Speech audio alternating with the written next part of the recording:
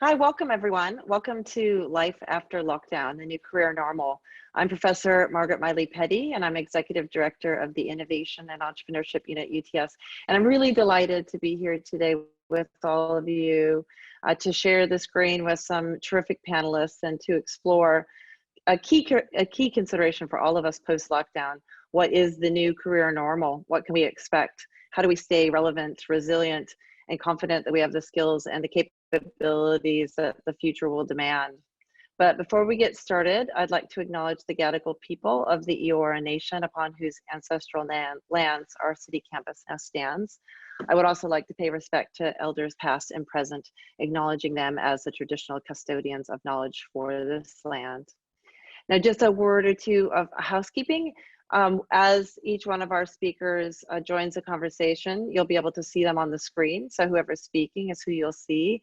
And of course, as with all things these days, occasionally there's some technical problems. So if there are any on our end, please be patient and we'll get through it as quickly as possible.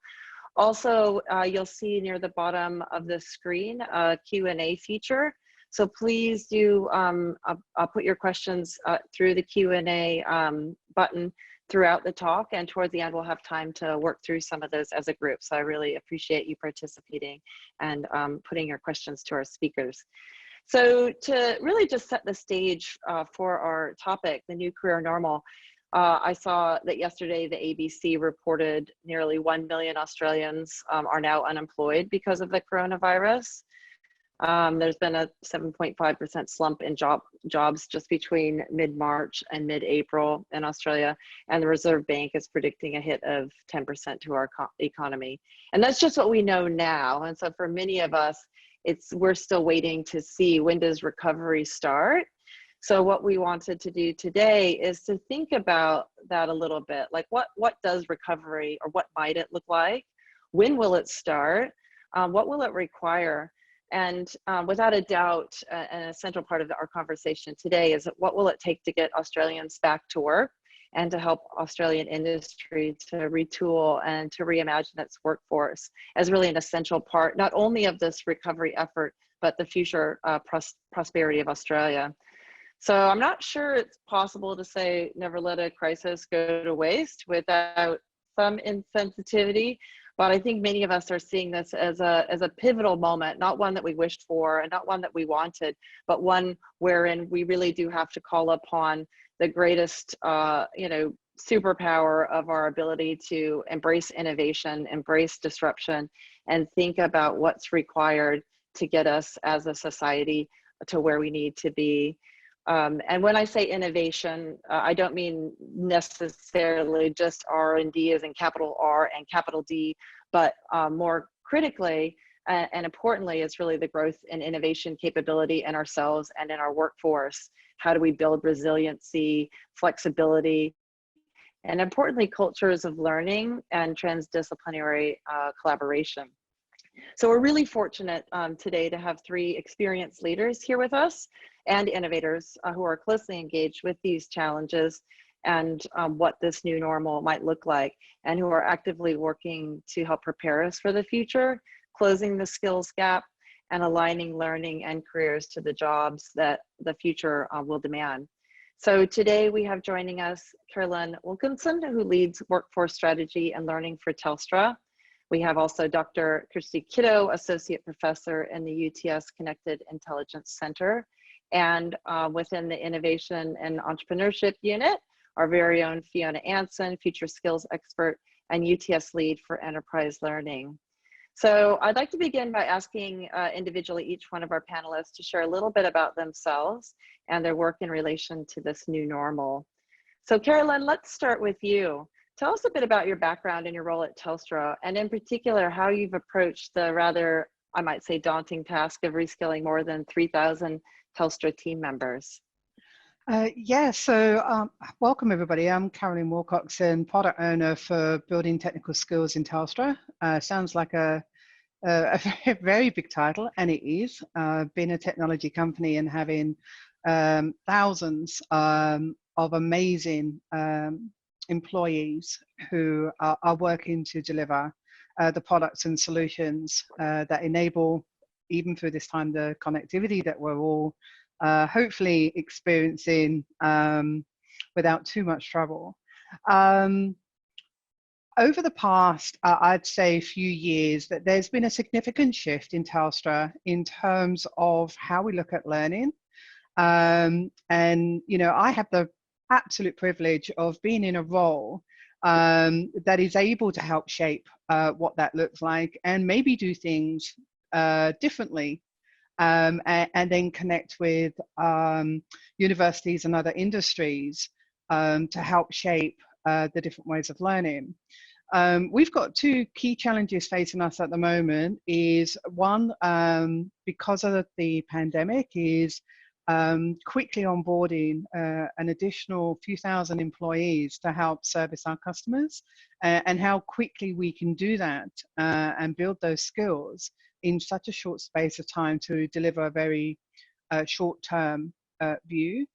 But what we also have is thousands of engineers and analysts who are also going through significant change and evolution of their skills, and also with the convergence of skills, where it's no longer I'm just an engineer and I'm just an analyst, of how those roles and those skills are converging, and what does that mean, and how quickly we can pivot to help our people retain relevancy in their job and in their skills in the business. And part of that change is really looking at how individuals can self-service their learning and not needing to seek permission to learn is one of the key things we're looking at changing. How we connect skills, so we tend to look at skills so differently. I need the skill in this tool versus I need to build my skills as an analyst, I need skills on this technology, and how we bring that all together rather than looking at all of those things in isolation. And then the beauty of all of this is there's so many smarts out there. How do we connect with universities, with industries, with other companies, and actually, which is the pandemic is really helping accelerate, is we do it all together, rather than, and look at the benefit for everybody and not just one company, one industry. So that's me. Worked all over the world, predominantly in OD and learning, and very privileged to be here in Australia and work with Telstra, and working through this pandemic, which is providing an amazing opportunity to possibly speed up things that were just simmering on the surface before the pandemic, and how we can get on that and keep that momentum going faster. So that's me. Great, thank you, Carolyn. I'm going to get to our other two panelists, but I do want to come back to this notion of self-service learning. I think that's really provocative, and I want to understand better how you're approaching that at Telstra and how you facilitate that, and also around the cross-sector and university collaboration piece, because you know that's not something that necessarily always comes naturally to industry. So I'm keen to understand more, and universities, how the particular circumstances, unprecedented, that we're in are kind of allowing these collaborations to happen when they haven't necessarily always in the past. So we'll hold that, but let's come back to those because I think that'll be really exciting for us to explore. Now, next, Fiona, you've quite rightly earned the title Future Skills Expert with more than 2 decades of leadership in this arena. Can you tell us a little bit about your sustained interest in workforce skills, mapping and prediction, and how you're bringing this knowledge to bear on your work for UTS and with Telstra? And Carolyn. Yeah, thanks, Margaret. Like it's a really interesting space to be in right now. As you said, I've been in this space for about 2 decades, looking at workforce needs, and certainly in the last 5 years noticed a huge increase in the speed at which we need to skill people up. I've also noticed a huge change in the type of skills that we're looking at. So 10 years ago, technology was starting to take hold, but technology is now really driving our need to reskill people. And so I constantly look at what does that look like? What does that look like for universities and organizations alike to be able to guide people as to where we need to focus our efforts to make sure that we've got workers who've got relevant skills, that are well employed, that solve the skills gap that we currently have that is growing at a rate of knots.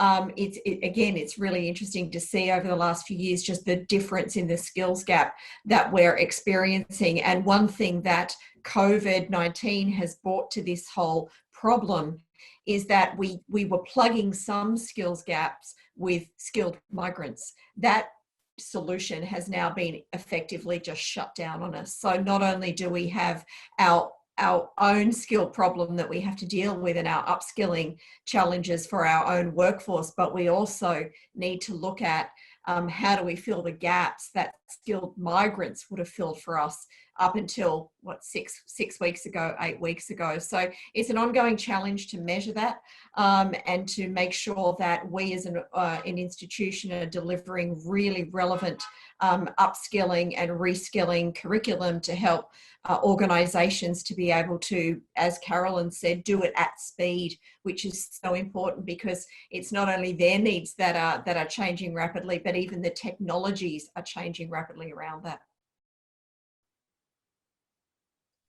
Great, thank you, Fiona. And it'll be, again, let's get back to in a little bit that question of how the landscape is changing because of some of these external forces, not just the disruption of the lockdown in terms of what it's doing to our economy, but just travel and how business is practiced and developed over so many years and where we find talent.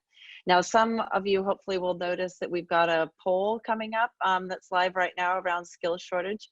So please feel free to weigh in on that because we're really curious to hear from all of you participating in the webinar today, how you're experiencing the skills shortage and the new career normal in your areas.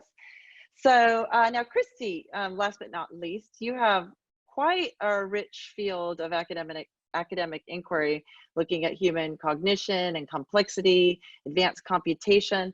Can you explain for those of us lay people, let's say, a little bit about the focus of your research and really importantly, how you're using data and technology in the Connected Intelligence Center to learn about how we learn?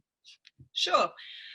So the Connected Intelligence Center is a unit that we have internal to UTS that is basically trying to help UTS to make use of data more effectively. And so I have quite a background as an academic, where I started off as a physicist and went off and worked in a cognitive science, computer science group, and eventually wandered into a field that's called learning analytics, which is about using data and analytics to help people learn. And at the Connected Intelligence Center, we have a particular focus on learner-centered learning analytics. So we're trying to help people to learn for themselves or to learn how to learn more effectively. And so instead of maybe guiding people through a process or an AI algorithm that they can't really control or can't see the workings of, we're really interested in trying to give them insights that they can make use of to actually become more effective around identifying gaps or places where they could improve their practice or potentially opportunities in how they might grow their career. So one of the key projects I'm involved in at the moment is using data and analytics, data sets collected from job market data all over the world, which gives us an idea about skills gaps and how different careers are evolving over time. And so we're trying to use this data set and some of the analytics that comes with it to make tools that can help both UTS students and other people to make better choices about what subjects they might study or how they might choose to upskill or reskill over a lifetime of learning. So that's probably the best introduction to me I could give so far. I won't complain. I think that was excellent. Thank you so much. And what you're suggesting here around learning how to learn and how you're using the data science to essentially identify those gaps and then link them through skills to opportunities, right? Is that, and I'm going to ask Carolyn, is that a bit of what you're looking at when you talk about this self-service learning? Yeah, Is so there, there's an amazing mindset change that goes on, that when you're at home and you want to learn something, you just learn. You go and find it, you find a YouTube video, or you just do it, or you practice, and you don't think about it, you learn. But for some reason, when you come into the office, you don't naturally pick up things you want to learn. You go and speak to somebody, or you ask permission, or there are blockers seem to be in the way. And what the self-service is all about is really removing every single blocker that we absolutely can. So this mindset to learning, and people just doing the learning they need to do when they need to do it, whether it's to solve a problem immediately, or whether it's a bit more planned in terms of their career and where they want to go, or upskilling or reskilling, is that the self-service is not about asking permission. It's really about enabling them to do it as easily as they would at home in terms of learning to do something. So self-service is then puts the learning all the way back into the end user, the employee. Yes, it takes it away from the leader. It doesn't eliminate the leader. What it does is changes how that conversation is going to happen. So it's a partnership of development rather than a permission to learn. So putting it all the way back to the employee and enable that self-service and removing all those blockers, so that learning becomes more organic and becomes a muscle that we re-exercise to enable that lifelong learning.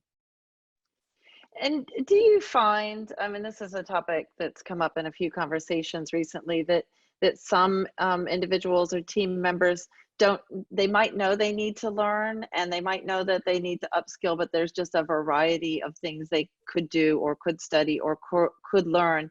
Like, how much is needed in terms of navigational assistance, let's say, in that learning journey? And I know maybe Fiona or Kirsty will want to jump in as well, because I know some of that technology that Kik's been developing is hopefully coming to bear on this problem here with Telstra.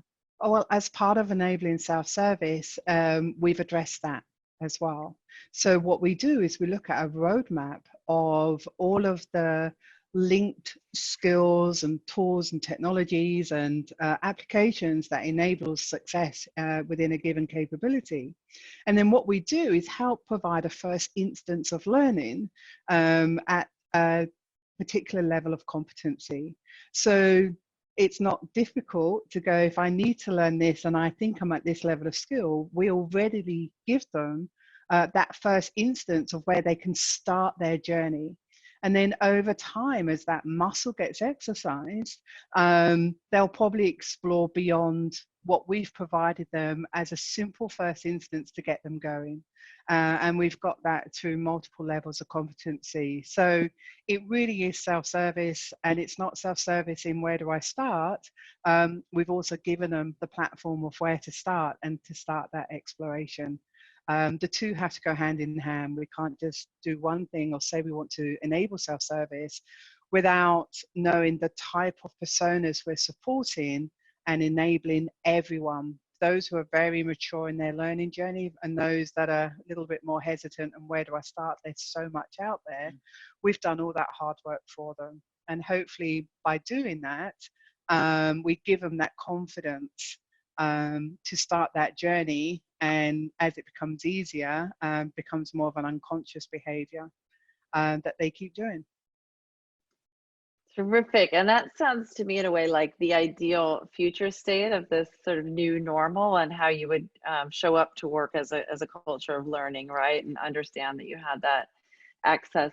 Now, what I'm wondering in this immediate moment that we're looking at, and you mentioned at the top of our discussion, needing to onboard, 1,000 new workers and upskill, thousands of workers very quickly because the intensity of the current situation maybe doesn't necessarily allow for some of the more leisurely cultures of learning that we would like to see. So, and that kind of brings us to one of our top topics, which is really around the skills shortage, like right now and also into the future. And just watching the live poll, it looks at the moment like innovation and business transformation is out in the lead, followed by data analytics and cyber and risk. But now, none of us have a crystal ball, unfortunately. I think it would be terrific if we did, but without that, and I just would like to open this to all three of our panelists. What is it, do we think, that's most likely to be in demand? What's in demand right now? And then what's coming in terms of urgent that we really need to prioritize? I know Fiona's got some data on that, and Caroline, of course, you can tell us about what you're seeing at Telstra. But I'll just open it up there in terms of what is the most acute pointy end of the skills shortage we're looking at right now. Right here, right now for the pandemic is serving customers and understanding the basics to service customers. I think we all take it for granted we can do that, but let's not underestimate how difficult that can be to service customers when you've got very much a complex products that we're servicing those customers on. So one of the things that I think the pandemic has also really highlighted is how quickly people can become creative around looking at what we've always done for learning versus how quickly and efficiently can we get people on the tools to do this. And it's absolutely amazing to see something that could take days and days to learn before you let them loose at the customer, that we're doing that within a day now. So it's just amazing. But yeah, serving our customers, and the fact that we have a lot of people who have never serviced a customer before, yet we build products and solutions for them, and now they're serving customers as well. So that's been an immediate need. But what it has highlighted is it's provided this opportunity to look at those border skills, especially with the access to global skills. And I think what it's given us is the most exciting opportunity to reutilize our own talent within Australia, and how we can redirect that talent to those needs rather than thinking we have to go global to service those needs. And I think that is one of the most exciting opportunities that has come out of this as well. Yeah, I would absolutely underline everything that Carolyn said. I mean, I was looking at some job data the other day around jobs in demand over the last 2 months, and the change has been absolutely drastic. To see the jobs that were in demand 6-8 weeks ago have now basically stalled, and we've moved to this kind of customer service, customer centric style jobs they're very much in demand. But there's some other skills that prior to COVID, and I think will continue through COVID and out the other side, that we're seeing definitely in demand. And one of them, as Carolyn and Telstra have identified, is data and analytics. That's a huge growth market. We live and breathe by data these days to run organizations and to do things. And again, there's a massive skill shortage in that area. Cyber and risk, as we obviously move more to technology-based living, that opens a whole can of worms in terms of security and privacy and all of those sorts of issues. And we certainly don't have enough workers in that realm at the moment in any way, shape or form. And business transformation and change. I mean, again, the last 6 weeks has put the accelerator on that in an incredible way. And we've seen the best in people. I mean, we've seen how adaptable we are, how resilient we are, how, 1 minute we're complaining about working from home and the next minute it's the new norm and everybody's just getting on with business. So that ability to change and to come up with innovation really quickly, if anything, all of this, what's happened out of COVID is just the acceleration of that. And I see that continuing out the other side. So certainly businesses are looking for people that can innovate, that can handle change, that can implement change, that can champion change. All of those things, I think, are going to be the skills that we see in demand, both through and coming out of this period. Thank you, Fiona. And it goes across every sector of industry and public and private life right now. When we think about how dramatically our daily lives have changed, you know, my children are studying at home now. All of their curriculum and learning is online. UTS, we pivoted to having mostly quite a lot of our content delivered in class to 100%. Also, we're delivering online across all of our programs in a week. And I know that a lot of the work that Fiona's been doing with Carolyn and our Center for Connected Intelligence has been around how can the university and our industry respond better to the needs of Australia. So maybe on that, do you want to talk a little bit about the, Fiona and Carolyn, about the collaboration between UTS and Telstra? And if possible, how did that start and how has it changed? Because this collaboration predates COVID-19. I think I'll start the conversation. I'm sure Fiona can help finish the conversation. So we've been looking, this isn't our first go at micro-credentials, we've already got some running, but it was about selecting partners through universities in terms of what it is we wanted to do, and data and analytics being a skill that is very converged in multiple roles now. It's not just the data scientist or the you know, the AI, ML engineer or anything else. It's everyone has analytics in their role. If they don't, they should have, because, you know, we really should be making data-informed decisions. And when we went out to see who we're going to partner with, you know, it was very obvious that our choice for this was going to be UTS. They've done amazing things in this space, and we're very able to very quickly and swiftly respond to help us in building out these credentials in this space. We've currently got 3 due to be deployed in June, with another 3 already on the cards to be built, to really help in this capability area of data and analytics, because it's not just about one thing. There's many ways you can cut it. It was also looking at what else is being done by other universities and industries across the globe as well. So that research was already done. And what we noticed was there were quite a few gaps in terms of what we were trying to achieve here. So we were very aware that when choosing to look at this partnership and what we were trying to do, we're not doing it in terms of this is only about Telstra, is that this partnership is a collaboration to solve an industry requirement that anyone can use and access. So I think that's a beauty part of it as well. It's not, it's only accessible by Telstra. What we build and have developed with UTS, anyone can access in the world, hopefully more in Australia, which I think is also part of it as well. There's a time to be selfish and there's a time to share. And for me, these micro-credentials is about building capability in the industry, and of which we will benefit from that as well as everybody else. So Fiona, you're on the other side of the fence in terms of what it meant for you guys in building this and things that you've had to change. I can only come from, you know, our side, but I know that there's a lot of work that's gone on your side as well. Yeah, definitely there is. And one of the things I think that UTS can pat itself on the back on is our willingness to be responsive.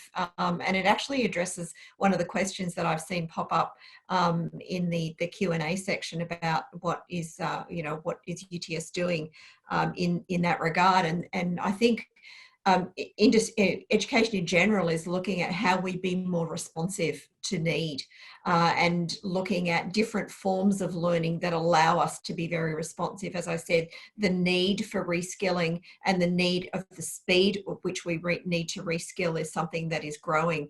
So we need to look at different forms of learning that will enable that speed to happen, or learning at speed to happen.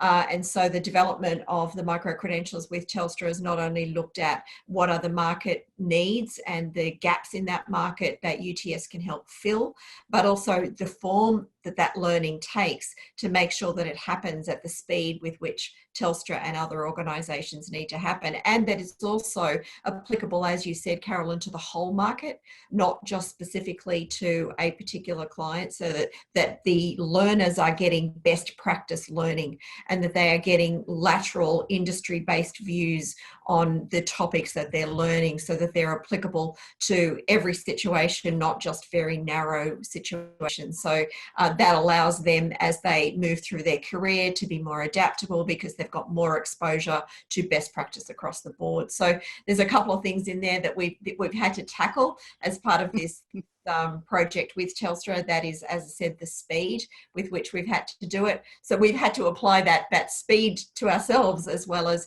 how we then deliver the learning at that speed as well, and the development of the learning at speed, but also how we make sure that it is truly agnostic, and so that we can deliver that really depth of skill to the learners and deliver it in a way that's it fulfills Telstra's needs. And so we like to pride ourselves on listening to our clients and making sure that we understand what their true need is and help them design learning that satisfies that need. And of course, we have a wonderful resource to be able to do that, which is Kirsty and her team. And so it's important to note that some of the work that Kirsty does is to actually help us to understand when you say we need to build an expertise or a competency or an advanced level of skill. We can then access Kirsty's data and Kirsty's team to say, well, what does that look like? And how does that need to be interpreted in the learning that we deliver?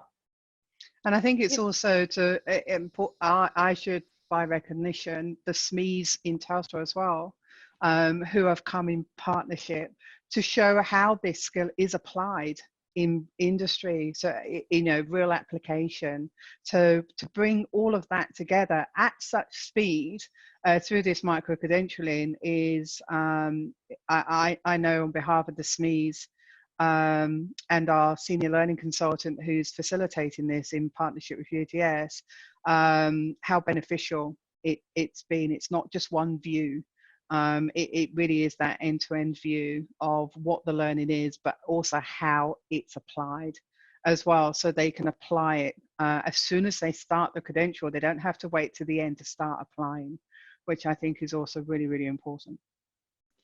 And a quick question too around the responsiveness and the speed. So we're all aware that the time is of the essence, especially now. And I'm wondering, and this is a question for Kirsty, in terms of that speed of responsiveness and being able to identify the needs in terms of the skill gaps and what is the right sort of learning mode, or how do we get learners there? Do you want to tell us a little bit about how KIC is using, data analytics and data science to help us understand that and to respond more quickly?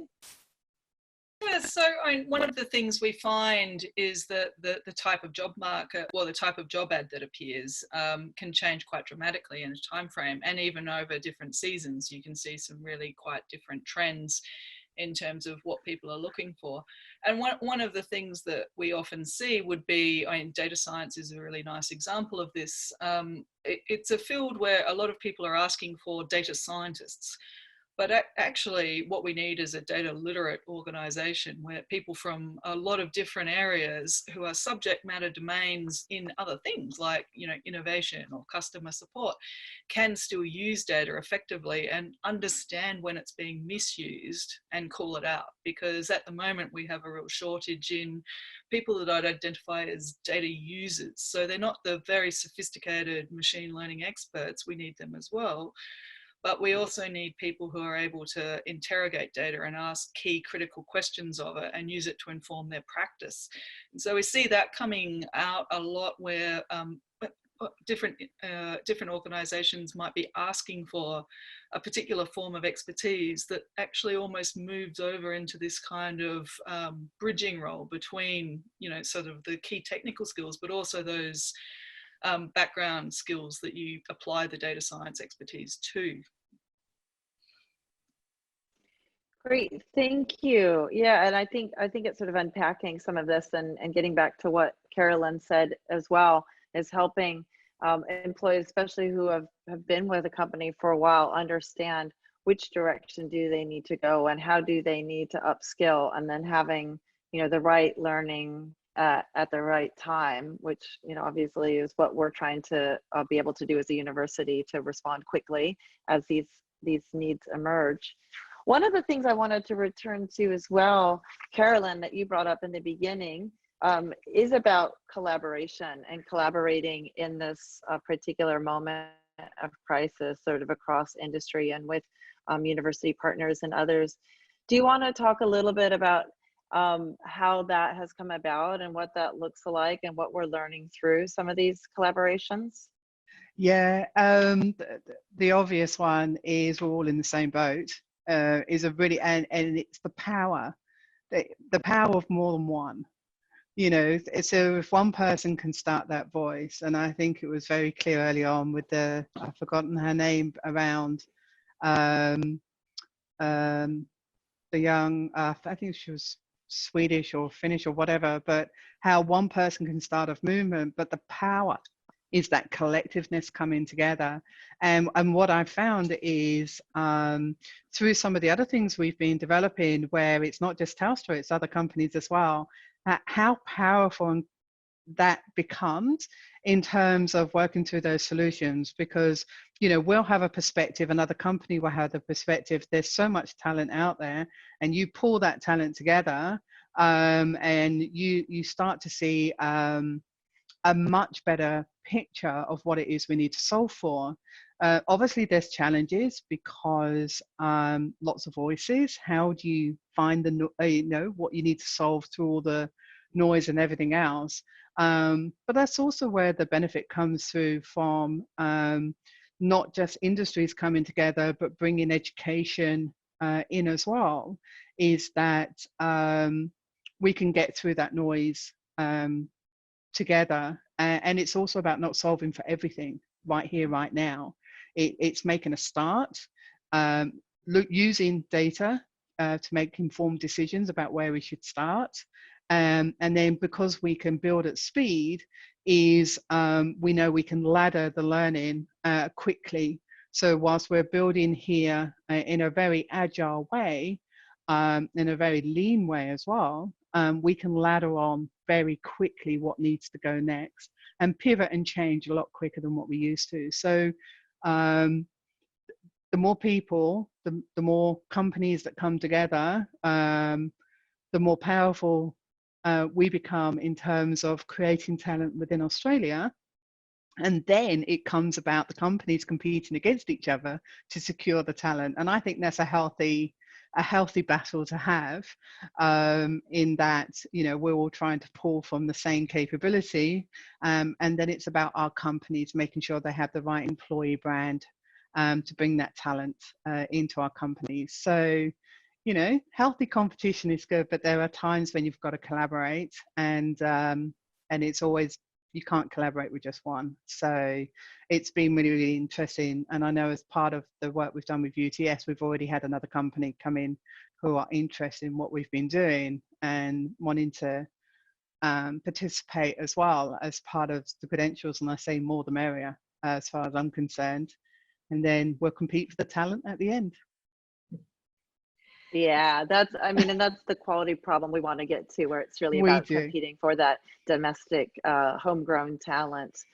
So terrific. And I know for us at UTS, it's been great collaborating with Telstra, and, you know, it's going to take the whole village to get us through this moment, essentially.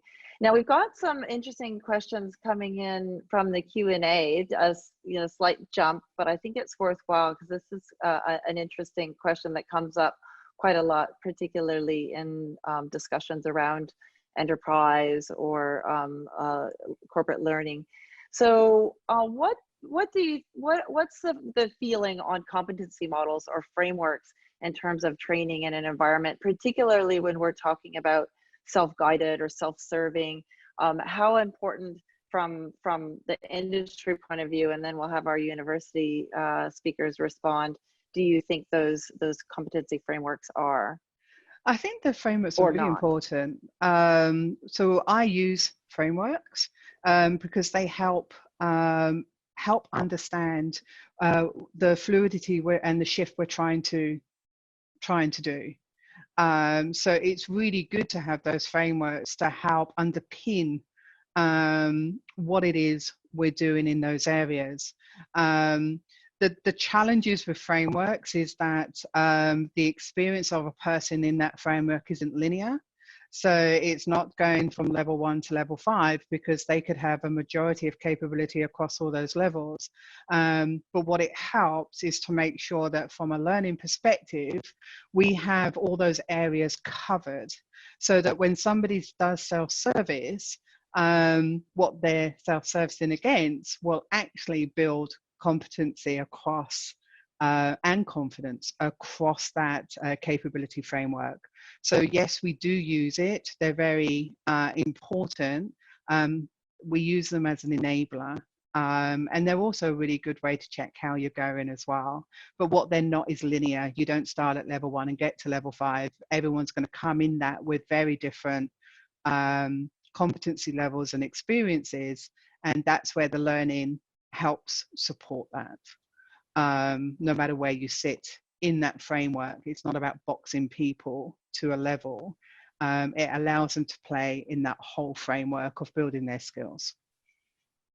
Yeah, terrific. And Kirsty, you're nodding your head quite a bit. Did you want to weigh in on sort of competency frameworks and some of the ways in which we're using those to evaluate? Sure. Learning. I actually spend a lot of time mapping competency frameworks into defined taxonomies. And the reason we're interested in doing that is because people coming from different organizations or different educational contexts need to be able to move fluidly and naturally across those boundaries. So one of the real challenges in higher education at the moment is how can we make those boundaries more porous? Because we know people don't just start at school and then go to university, then end up in a job for the rest of their life. They go in and out of education. And so, you know, they'll be learning on the job, or they'll decide that they really need to upskill in a specific area and they come back to a university and they might be doing a micro credential for the flexibility, or they might be, you know, doing something like a master's degree, and then they'll be out again. And so what we need is a way of actually mapping, say, the competency framework in Telstra into, for example, accreditation levels at the university, and then different universities might be looking at different sort of competency frameworks themselves. So we really need ways of actually understanding across those boundaries. And there's a lot of really nicely defined taxonomies that we use for that. And then we use natural language processing and analytics to actually perform those mappings automatically, because we don't want to do them by hand. They're too hard. So one of the big challenges is how can you make that a faster process that's easier to apply as more and more people come in and out of education on demand and like try to motivate themselves throughout a lifetime of learning. And I suspect if we're not doing it by hand, in many ways, we might be more accurate in terms of mapping those two, right? Take out some of the biases when helps. A quick question too for Fiona. This is something that we've talked about, you and I and others at the university quite a bit, which I'll describe as essentially understanding the baseline. So let's say we're working with Telstra and we want to understand where their workers are before, or their team members that will be engaged in learning, and where do they need to get to, because even the taxonomies aren't so useful if you don't know the GPS of where I am in my sort of journey of learning and what I bring with me. So Fiona, I know you've been working on something there with Kik and some others as well. Do you want to talk a bit about that and how that plays into this larger sort of self-service approach? Yeah, definitely. We've been working on diagnostic tools, for want of a better term, to be able to do exactly what Kirsty's talking about and Carolyn is talking about, which is there are no two learners that are exactly the same. There are no two organisations that have exactly the same job descriptions or skill requirements, and even, you know, roles within industries within the same organisation can have different nuances. And so what we're trying to do is understand how we use technology to best help students and learners to be able to diagnose where they are, where their skills gaps are and where they're trying to go, and then prescribe that responsive education that helps them to develop the bridge between the skills that they have and the skills that they need. And of course, as careers change and as this change continues to speed up, that's going to happen at a more and more rapid pace. So we believe that, the whole concept of lifelong learning is something that, certainly UTS has grasped with both hands, but I think everybody realizes that lifelong learning is now just, a mainstay of life.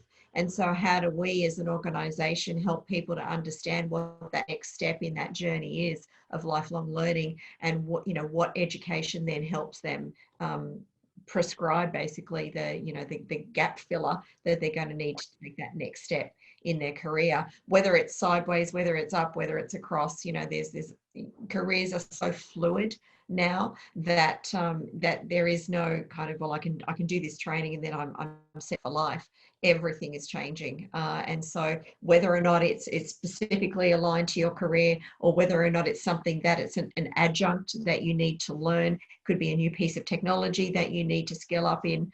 So how do we then create tools, and Kirsty's at the forefront of this, creating tools that help our learners, our students, and our corporate partners to best diagnose and prescribe, how we help them to upskill their workforces.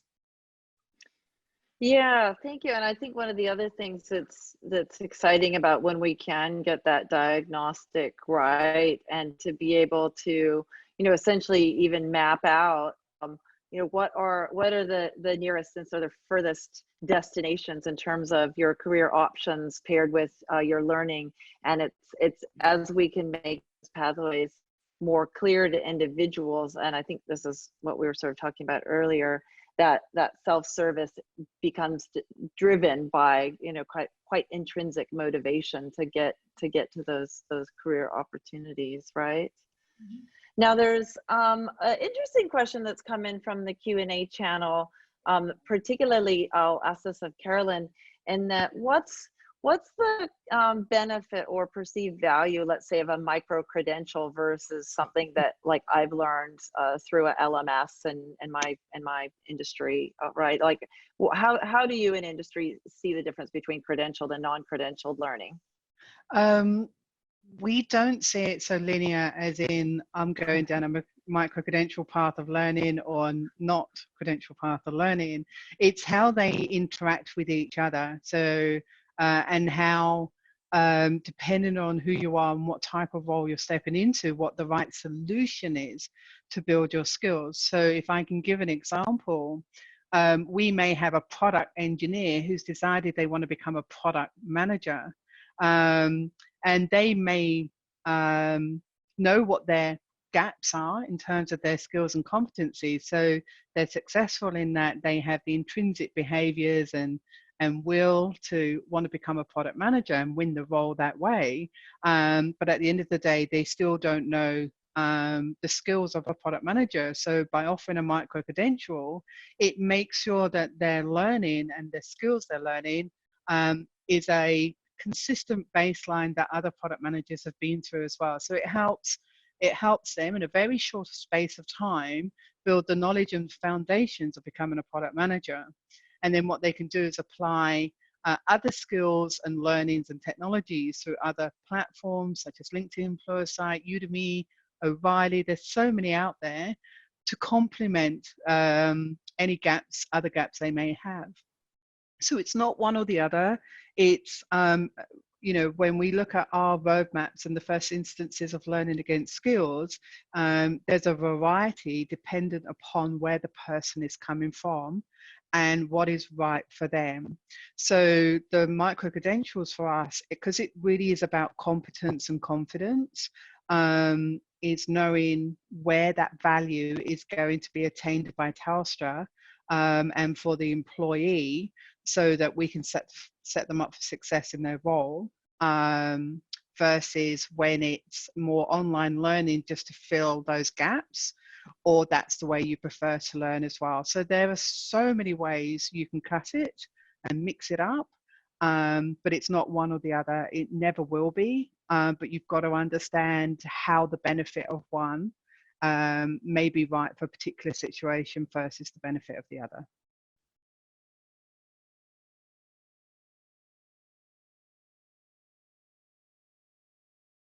I think you're on mute. I did that thing. Yes, I did that thing where it's like, Margaret, you're on mute.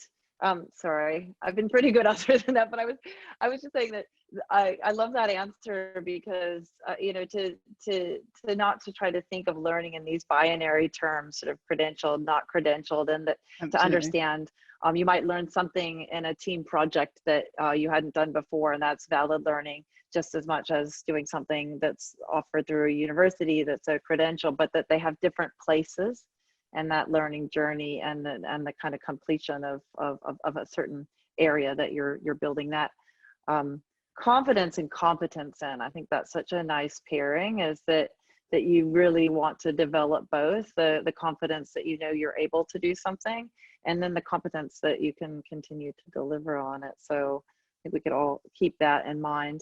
Now we've also got one more sort of speed round question. I think this is quite relevant, especially given some of the figures that I opened with around someone who's coming from unemployment or a place of being unemployed, even maybe long-term unemployed. You know, what's the best path? Is it to start to do some of the micro-credentials, or let's say the new higher education grad cert that the government has launched, or internships? Like, some advice from the panel around how do you, not just where you're already in industry, think about learning, but if you need to get back into it or reskill for a new industry. Micro credentials are quick. You know, within 6 to 8 weeks, you can actually, through competence and confidence at the end, be assessed competent within a particular skill set. So depending on your background, where you're coming from and where you want to go, you could easily say that within 6 to 8 weeks of doing a micro credential and then finding a company where that's a great front door in, 6 to 8 weeks is very fast indeed. Yes, other qualification programs can take 1 to 2 years, but micro credentials really speeds it up because it's pulled from the same learning. It's just shorter, sharper, credentialed earlier, but more within a specific skill set. And so absolutely, I think it really can help. There's still so many more that need to be built. You know, we can solve, I always believe we can solve the world.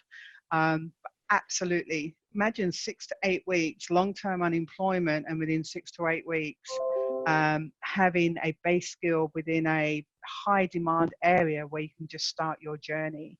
I think that's a pretty awesome opportunity, but it all comes down to who the person is, where they're coming from, and what their desire is as well.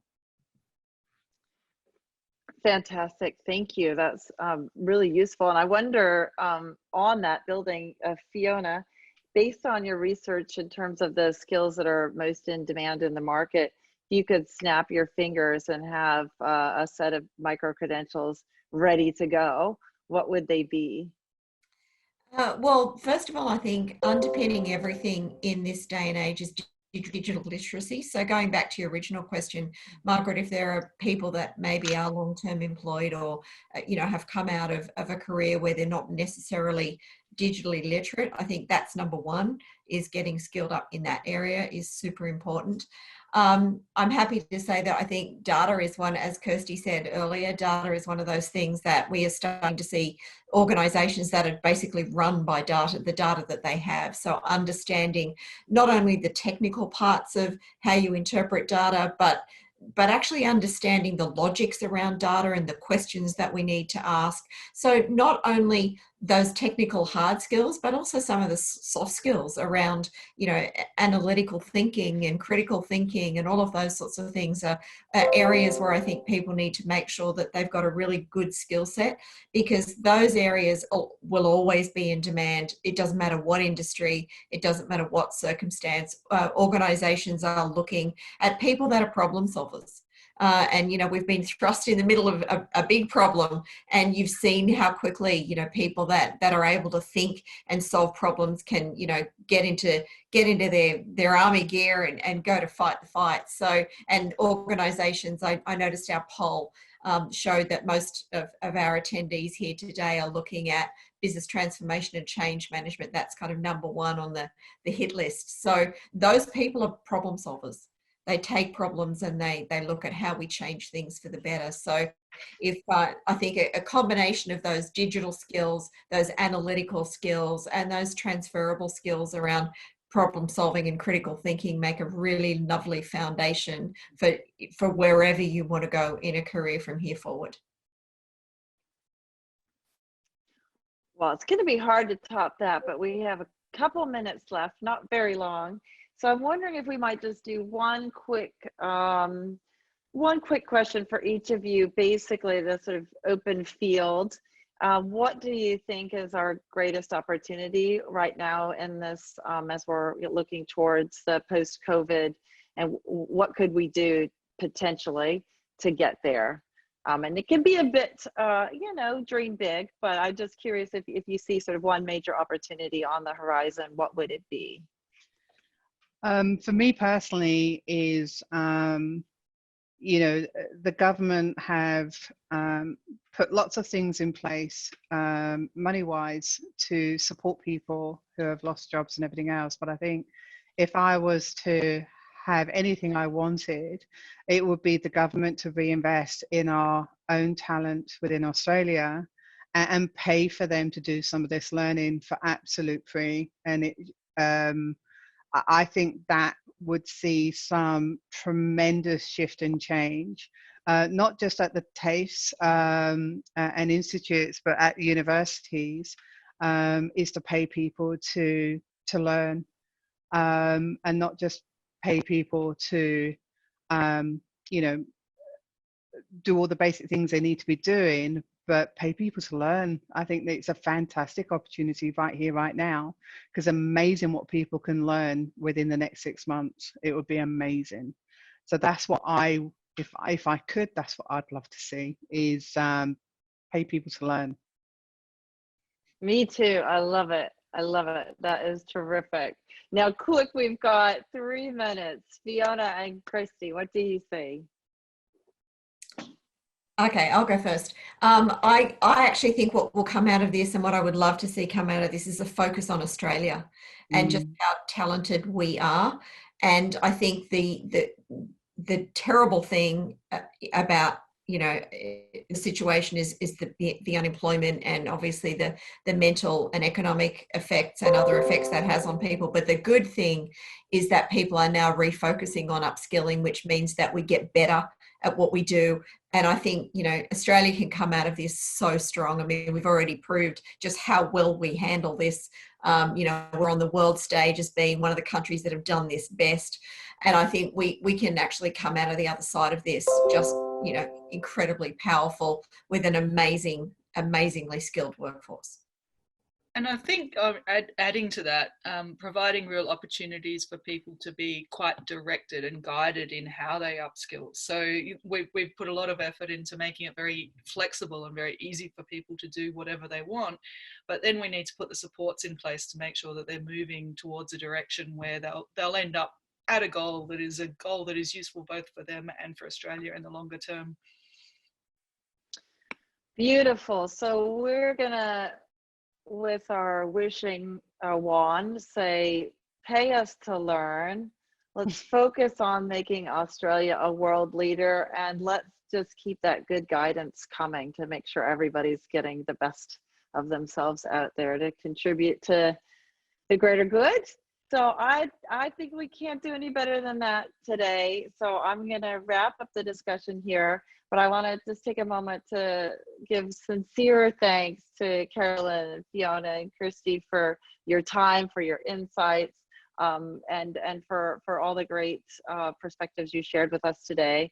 Now, you can visit uts.edu.au/